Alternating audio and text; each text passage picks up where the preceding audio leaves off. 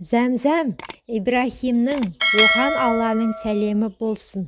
Ұлы Исмайылдың оған Алланың сәлемі болсын. Шөлін қандыру үшін Алла тағаланың Зәмзәм құдығынан шығарған суы. Зәмзәм суының шығу тарихы да осы жерден басталады. Ибрахим оған Алланың сәлемі болсын. Пайғамбар Алланың бұйрығы бойынша әйелі Ажар анамызбен ұлы Исмайылды шөл далада қалдырады. Біраздан соң сәбидің қарны ашып, шөлдеп жылай бастайды.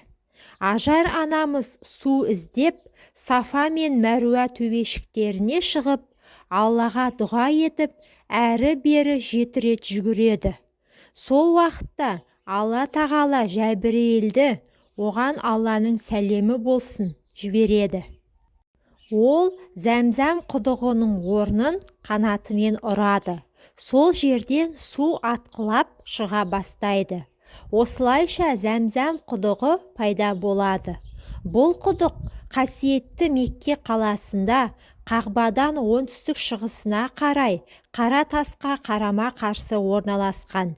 Зәмзәм сөзінің бірнеше тілдік мағынасы бар. Біріншіден, Зәмзәм сөзі көп деген мағынада. Яғни бұл құдықтың суы көп болғандықтан ол Зәмзәм деп аталған.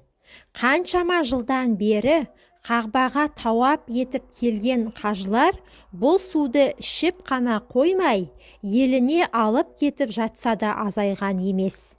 Әрі Зәмзәм суы қияметке дейін таусылмайды. Табиғин дәуірінің үлкен ғұламасы Даххан ибн Музахимнен келген руаятта хикмет жақындағанда барлық тұщы сулар жерге сіңіп жоқ болады.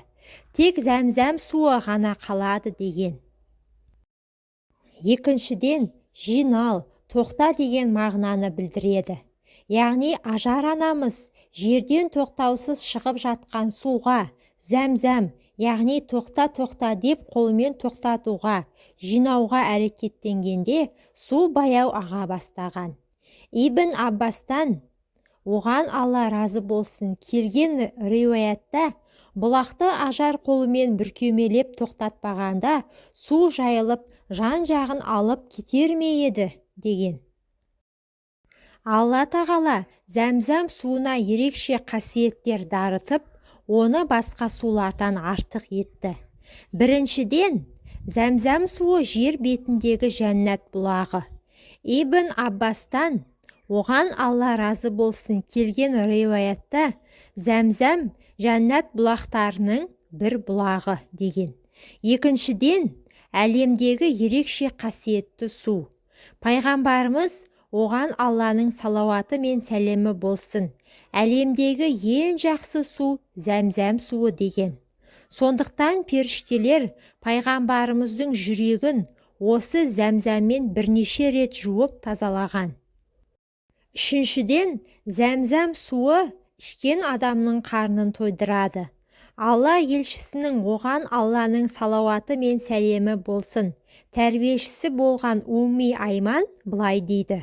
Пайғамбарымыздың еш уақытта қарным ашты, шөлдедім деп айтқанын естімедім. Зәмзәм суын ішіп қайтатын. Ас ұсынылса тоқпын деп жауап беретін дейді. Төртіншіден, Зәмзәм суы не мақсатта ішсе, сол орындалады. Пайғамбарымыз оған Алланың салауаты мен сәлемі болсын. Зәмзәмді не мақсатта ішсең, сол болады.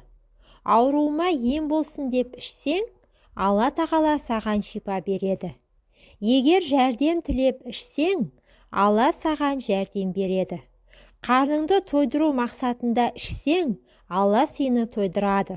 Шөліңді басу үшін ішсең, Алла шөліңді қандырады деген. Бесіншіден, тойып ішу 200-ліктен сақтайды.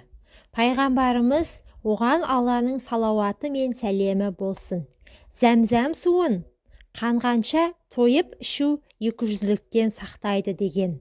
Бұл хадисте біздің 200-лердің арасындағы белгі, олар Зәмзәм суын тойғанша іше алмайды деген. зәмзәм суын іш дәрет алуға, нәжісті кетіруге қолдануға болмайды.